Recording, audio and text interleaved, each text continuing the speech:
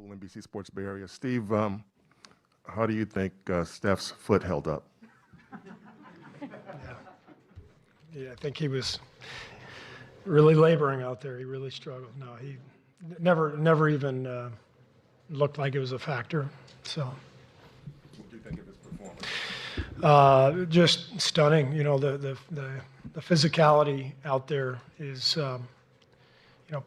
pretty dramatic. I mean, Boston's got obviously best defense in the league, huge and powerful at every position. And, for Steph to take the, that kind of pressure all game long and then still be able to defend at the other end when they're coming at him, it shows you. I think this is the strongest physically that he's ever been in his career, and it's allowing him to do what he's doing.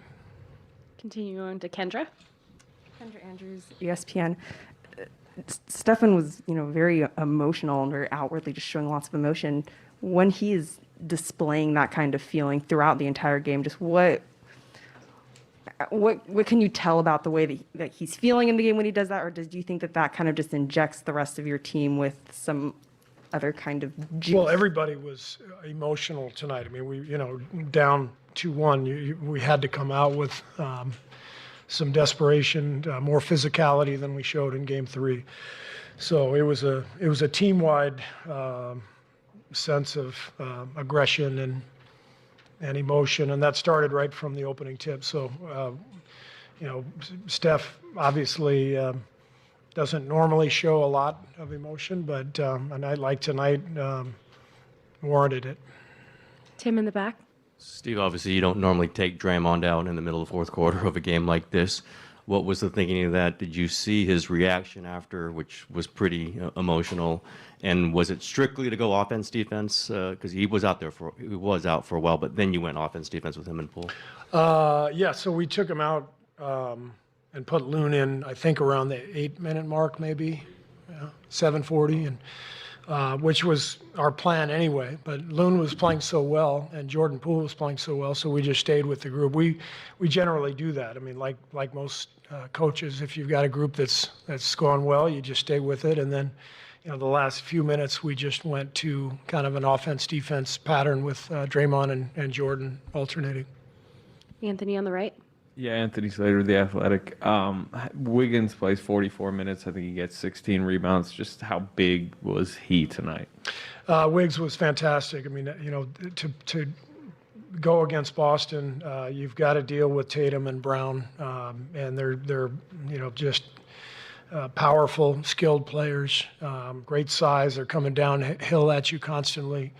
And so we have to have Wiggs out there. And I thought he was great defensively. Obviously 16 rebounds, career high, and plus 20 on the night. So, we needed every bit of Wiggs' contributions. Marcus. Marcus Thompson, The Athletic. Steve, how you've stuck to your guns for years now about keeping Steph's minutes down and not playing him a lot. How much gangster did you have to summon to sit him to start the fourth quarter? Yeah, he was not happy, but I felt pretty good about where we were. The other night he played the whole fourth, and I didn't love the way that quarter went. Not because of how he played, but I think we were in a pretty good spot, and to buy him a few minutes in the fourth quarter to start, I think to me was important. But you never know how it all plays out. You just kind of go with your gut. CJ on the left here. CJ Holmes, San Francisco Chronicle. Steve, from a rebounding perspective, the game flipped completely when you put Loon into the game early in the first quarter. How important is he to what this team does on the glass? Yeah, Loon is just crucial to everything we do. He's our best screener, our best rebounder, one of our smartest players. He's always in the right spot. He made, I thought, the biggest bucket of the game when after Horford made the three from the corner. Draymond made the pass out of the pocket to Loon. He finished with that left hand. So Loon has just grown leaps and bounds. This year he's been really good for us over the years. But this year, in particular, he's taken a leap to a point where, he's just, irreplaceable for us. And he's played in every game, and he's a guy we count on. I didn't play him enough in Game 3. That was my mistake. So it was important to get him out there, and he had a huge impact on the game. Malika on the left. Hey, Steve, for 26 consecutive series dating back to 2013, predating you, the Warriors have found a way to win on the road in every single series. What is it about this group, the resolve, the constants that allow that to happen? Well, you have a group of guys who are going to be in the Hall of Fame someday. Steph, Clay, Draymond.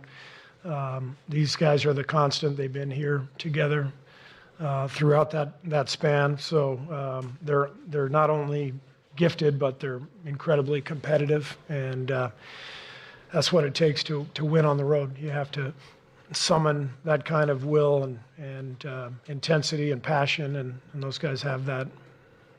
Question in the back. Hello, hi, Tal Ben Ezra Hart, a newspaper from Israel. What will be your main focus heading to Game 5?